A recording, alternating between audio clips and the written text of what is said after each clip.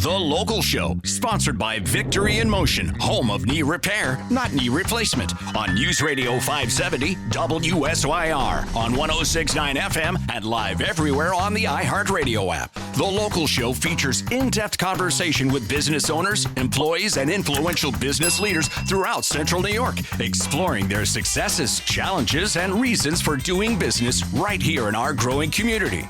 The Local Show is produced locally by Zoe Advertising. Now your hosts, Tom and Steve. You found The Local Show, the last bastion of great talk radio to make your summertime all that much more better. Fun. I got no words. I got no words. How have you been dealing with the smoke from the distant fire? It makes pretty sunsets. It does. The sunsets are funky. Is it bothering your sinuses at all? No. You know, it's funny. I got all these issues. It doesn't bother me. No, it doesn't. You hear the air warnings. This week earlier it was hazy and chunky and no. But I do love a good thunderstorm. Yes, that'd be nice. That clears it out. It's a little cold after. It's kind of fun. You're just wondering if you're going to die. It's all a good time. Yeah, yeah. My lawn has been pretty brown. I got to make that nice. Okay, hey, tell me a little bit about Victory in Motion. A lot of people have been asking me about him and if Dr. Petropauly is the real deal. Him is Dr. Petropauly, and he's the real deal. Orthopedic surgeon that might not need to have surgery done on your knee. So many people are saying, wow, I don't have to have a knee changed.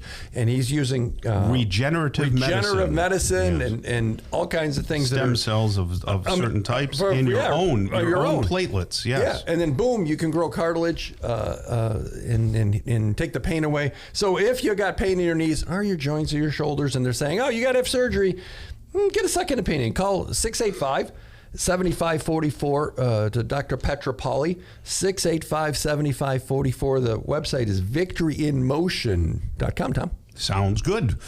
New person to the show right now. We're going to learn all about him. His name is Tom Grice.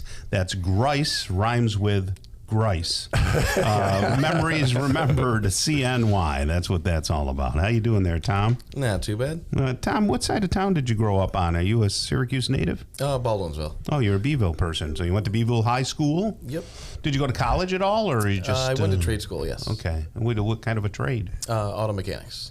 Excellent. And did you work in that industry for a while? Yeah, my whole life.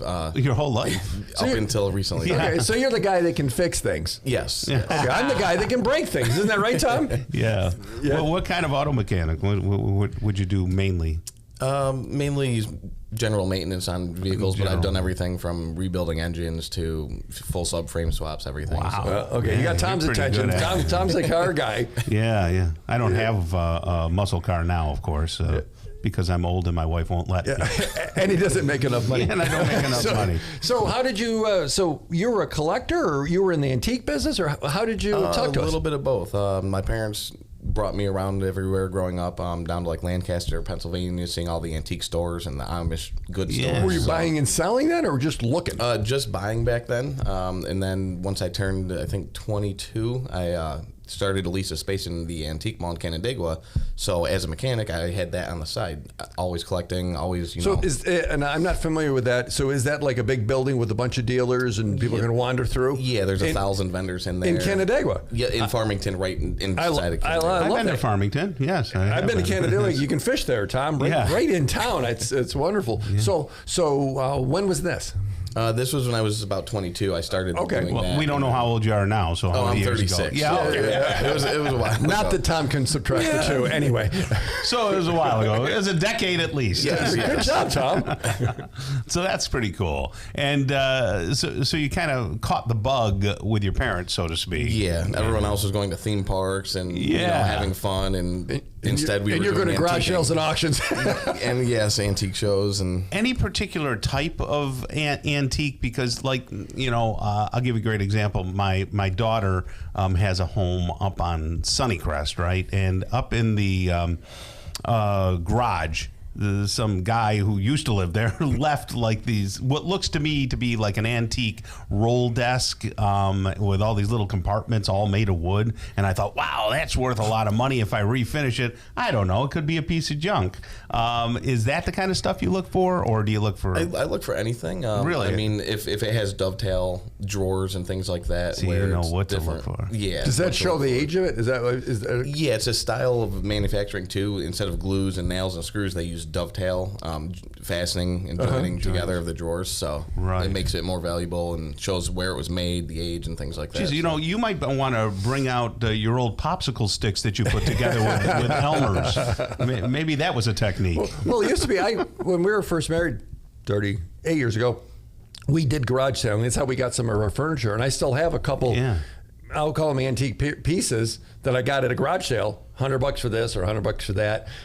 Do people still want that kind of furniture, or are people like all modern and I don't want that old thing they're around here? modern, but they're doing a lot of repurposing. So a lot of the kids in the new generation, they're taking those furnitures and restaining them, painting them, doing whatever they want to fit into their house. So there is a little bit of a resurgence, but it's a lot of the furniture has kind of died down a little bit. Okay. So right now, what is your business? Like, what's the core of your business, and what are you trying to establish here for people to come out and buy? Model trains and hobby, and also the antiques. I do a lot of art glass, so I have a lot of Murano glass from Italy, lead crystal, like Swarovski, Dansk, Waterford, things like that. So half of the store is antiques, and the other half is model trains. So I sell, and I'm a distributor for Lionel as well. So I sell all different scales of trains and have a layout going for the kids and everything. So will you have a display at the New York State Fair, or? I want to go to the State Fair train show, and also there's a York, I'm a TCA member as well, so there's a York, Pennsylvania show where it's the whole state fairgrounds. Wow. There's about 7 buildings, just model trains, and it's for a whole week long. So Good golly. So you're that guy. yes, It's got the thing, you see the little people in it, and you got the train. I love that. My grandfather had a Lionel train set up for me down over on the north side, and it was in the basement, and it was big oval. I had my dad's. It was big. They were big units. They're like the size of a bread box. Maybe not quite. They're big. And it was fun, and they would spark, and you'd plug it in, and you always thought you were going to get electrocuted. And they had some girth to them too. You know, they had the weight, heavy. and they were heavy. One wheel came up, it would still go. But do you remember, was it the Addams Family or the Munsters where they would have the trains and they would run into each other? We were always like, how do we make this happen? Right? Oh, good golly. So you know, we're heading into fourth quarter. Believe it or not, it's coming up pretty quick, and that's when people usually start buying a lot of gifts and things like that. So I would imagine you want to get your store noted, up and running, and ready for people for the holidays. For the holidays.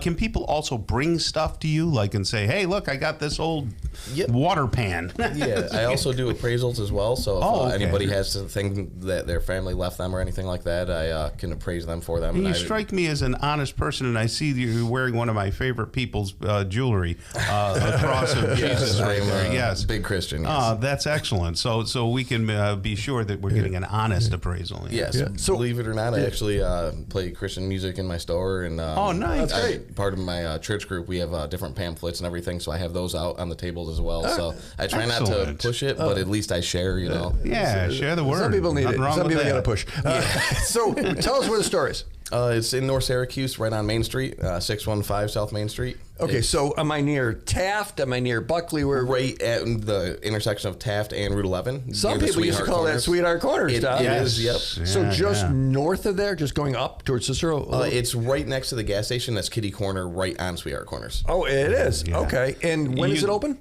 Every day of the week. Every day of the week. Okay. All right. So people can just walk in, and what are they, like 10 to 5, or what's your? Either 10 till 7 or 11 till 8. It depends on the day. All right. So it sounds like a fun place to go to and walk around, and if you have some stuff you're trying to sell, have a conversation. Or you can call you 464. If I got the wrong phone number, Tom. 715. That is not 715 2073. 715 2073.